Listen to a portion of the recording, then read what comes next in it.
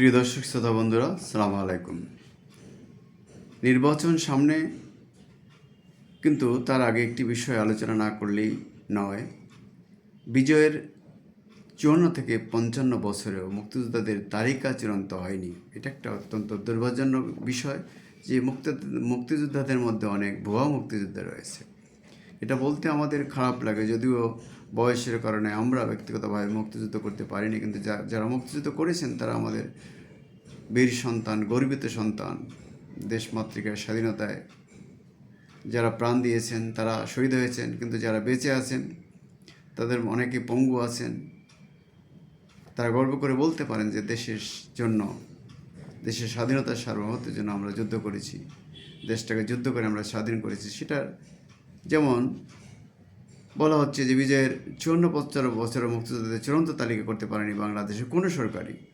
বহুল প্রতীক্ষিত বীর মুক্তিযোদ্ধাদের চূড়ান্ত তালিকায় এ আমলেও হচ্ছে না। অন্তর্বর্তী সরকারের সময় একটি স্বচ্ছ তালিকা বিষয়ে আশাবাদী ছিলেন সবাই। সংশ্লিষ্টরা বলছেন, দেশ জুড়ে মুক্তিযোদ্ধা যাচাই বাছাই বিশাল একটি কর্মযজ্ঞ। এত লোক বলার সময় পাশাপাশি অর্থেরও প্রয়োজন আছে। কিন্তু তাই বলে এই মুক্তিযোদ্ধারা তো এখনও ভাতাও পাচ্ছেন, নানা সুযোগ সুবিধা পাচ্ছেন, কিন্তু ভুয়াদের যেখানে মুক্তিযোদ্ধার সংখ্যা 1 লাখের কাছাকাছি হওয়ার কথা সেখানে 2 লাখ ছাড়িয়ে গেছে। তাহলে অনেক ভুয়া মুক্তিযোদ্ধা ভাতা পাচ্ছেন, নানান সুযোগ সুবিধা পাচ্ছেন। এই বিষয়ে চূড়ান্ত ফয়সালা অত্যন্ত প্রয়োজন।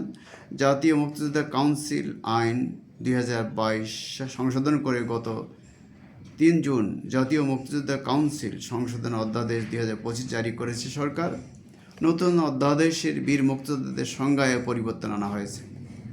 অধ্যাদেশ অনুযায়ী 1971 সালে যারা রণাঙ্গনে পাকিস্তানি হানাদার বাহিনীর বিরুদ্ধে সশস্ত্র যুদ্ধ করেছেন তারাই কেবল মুক্তিযোদ্ধা হিসাবে মর্যাদা পাবেন। অন্য যারা দেশে বিদেশে থেকে স্বাধীনতা অর্জন ত্বরান্বিত করার প্রয়াসে সংগঠকের ভূমিকা পালন করেন, বিশ্ব জনমত গঠন ও কূটনৈতিক সমর্থন অর্জনে কাজ করেন, তারা হবেন মুক্তিযোদ্ধাদের সহযোগী মুক্তিযোদ্ধা। কিন্তু সরকার এখনও মুক্তিযোদ্ধাদের মধ্যে কারা মুক্তিযুদ্ধের সহযোগী সেটা আলাদা করতে পারেননি।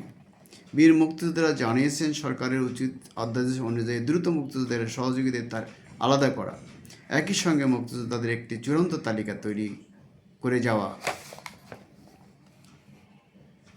কিন্তু মুক্তিযুদ্ধ বিষয়ক মন্ত্রণালয় ও জামুকার সদস্যরা জানান, বর্তমান সরকারের সময়ে মুক্তিযোদ্ধাদের চূড়ান্ত তালিকা ক্ষেত্রে অনেকটাই অগ্রগতি হবে। তবে সরকারের মেয়াদ শেষ হলেও জামুকা মেয়াদ আরও থাকবে। পরবর্তী সরকার আন্তরিক হলে এই জামুকা মুক্তিযোদ্ধাদের তালিকা বিষয়টি অনেকটাই চূড়ান্ত আনতে পারবে। তো এই যে বিজয়ের 54 কিংবা 55 বছর হয়ে গেল, এর মূল কারিগর বীর মুক্তিযোদ্ধাদের তালিকা চূড়ান্ত করতে পারেনি বাংলাদেশের কোনো সরকারই। স্বাধীনতার পর যে সরকার এসেছে তারাই একটি তালিকা করার কাজ হাতে নিয়েছে। তালিকার নামে অসংখ্য অমুক্তিযুদ্ধকে দেওয়া হয়েছে মুক্তিযোদ্ধার সনদ।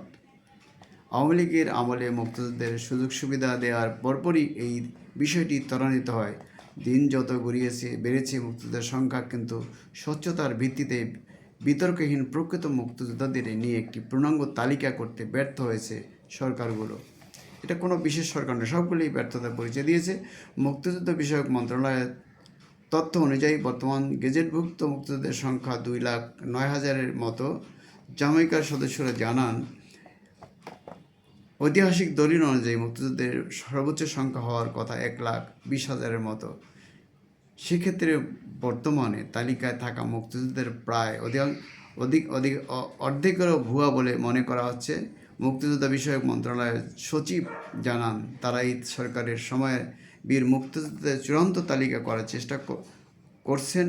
জামিকার বর্তমান কমিটি 3 বছর মেয়াদী। নতুন সরকার এলে যে কমিটি বাতিল হয়ে যাবে এমন নয়।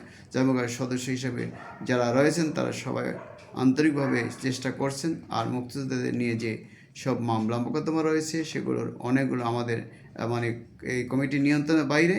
জামিকার সদস্য বীর মুক্তিযোদ্ধা সাদেক আহমেদ খান গণমাধ্যমকে জানান, কাউন্সিলের সদস্য 11 জন। প্রথমে 2টি টিম করেছে, এখন 4টি টিম কাজ করছে। আগে মঙ্গলবার, এখন বুধবার যাচাই বাছাই কাজ হয়। সপ্তাহে 200 থেকে 250-এর বেশি অভিযোগ নিষ্পত্তি করা যায় না। বা অভিযোগগুলো যাচাই বাছাই করতে গিয়ে দেখা যাচ্ছে 80% মুক্তিযোদ্ধাই ভুয়া। মুক্তিযুদ্ধের সর্বাধিনায়ক জেনারেল ওসমানী, সে সময় প্রধানমন্ত্রী তাজউদ্দিন আহমেদের ভাষ্য অনুযায়ী চিঠিপত্র থেকে দেখা যায় মুক্তিযুদ্ধের সংখ্যা আসলে 1,20,000-ই হওয়ার কথা। কিন্তু বিভিন্ন সরকারের সময় নানান সুযোগ সুবিধার লোভে, পদোন্নতির লোভে, চাকরির মেয়াদ বৃদ্ধির লোভে, সে নানা লোভ লালসার কারণে অনেক ভুয়া মুক্তিযোদ্ধা সে যে সার্টিফিকেট সনদ গ্রহণ করেছে। এই আমার সংশ্লিষ্ট কর্মকর্তা উচিত হবে, এবং এই সরকার যেহেতু পারছে না বলেই মনে হচ্ছে, ফলে আগামী সরকার যারা আসবেন তারা মুক্তিযোদ্ধাদের সঠিক তালিকা প্রণয়ন করে যে সুযোগ সুবিধা যাদের পাওয়া উচিত তাদের সেটা নিশ্চিত করবেন, ভুয়া কেউ যেন সেইটা নিশ্চিত করতে না পারে। এবং সঠিক মুক্তিযোদ্ধা এবং সহজেই মুক্তিযোদ্ধার তালিকাটা পরিষ্কার হওয়া উচিত। আমরা আশা করব যে ভবিষ্যৎ সরকার এই বিষয়গুলো, এই বিতর্ক যেন আর না থাকে, বিতর্কের যেন একটা সুন্দর এবং চূড়ান্ত নিষ্পত্তি হয়, সে আশাবাদ ব্যক্ত করে ডিবেট উইথ রানা এবং নিউ বাংলা টিভির পক্ষ থেকে আপনাদের সকলকে শুভেচ্ছা স্বাগত জানিয়ে আজকের এপিসোড শেষ করছি। আবার আমাদের দেখা হবে নতুন কোনো এপিসোড, নতুন কোনো বিষয়ে। সে পর্যন্ত আমরা সবাই ভালো থাকতে চাই। আল্লাহ হাফেজ। ধন্যবাদ সবাইকে। আসসালামু আলাইকুম।